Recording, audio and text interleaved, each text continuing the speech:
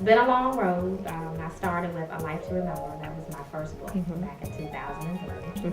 And it was kind of a fluke. I had no intentions on really, becoming an author and really getting out there and getting into the business. As I learned the business, I was like, okay, this is something that I would really like to do. So that just kind of prompted a change in career for me. I've always been into business. My husband and I, we actually have a few other businesses as well. So it was kind of easier for me to do the publishing as opposed to being an author. Right. So while I do write, my love is probably just for the business of it. Yeah. Bruised one, the first part, it really deals with a young woman who's very well off, has a lot going for herself.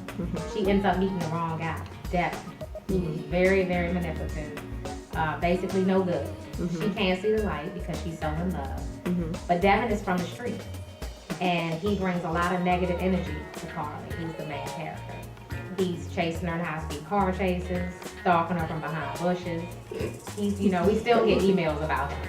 So that prompted part two. There had to be a part two because people could not get enough of him. And did she have a hard time getting out of this relationship? Definitely. She brought a lot of people from her circle, family and friends, into that relationship because they were fighting for her as well.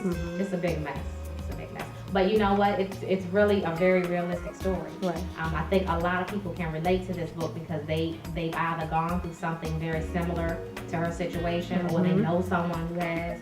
They know perfect relationships. So I think this book just kind of can touch the lives of everyone. Do you have any advice to people who might be in a situation where they're being manipulated and they know they are, but they're not really? Definitely. You gotta just dig deep inside and get some self-esteem and get out of there because it doesn't get better. People don't change. Right. And now if you think about it, in today's society, a lot of younger women, and I say younger teens, starting 16-year-olds, they're subject to verbal abuse. You can walk through the streets and you hear, guys talking to them in the wrong manner, and they're laughing, and it doesn't get any better. Right. So you have to start, to stop the nonsense somewhere, basically. Right. So in the back of the book, we also list different references for people who are dealing with domestic abuse. Awesome. So while it is fiction, we know that it is really happening. So it has definitely touched a lot of women. We get letters all the time saying, wow, I didn't realize that this was happening to me until I read this book. So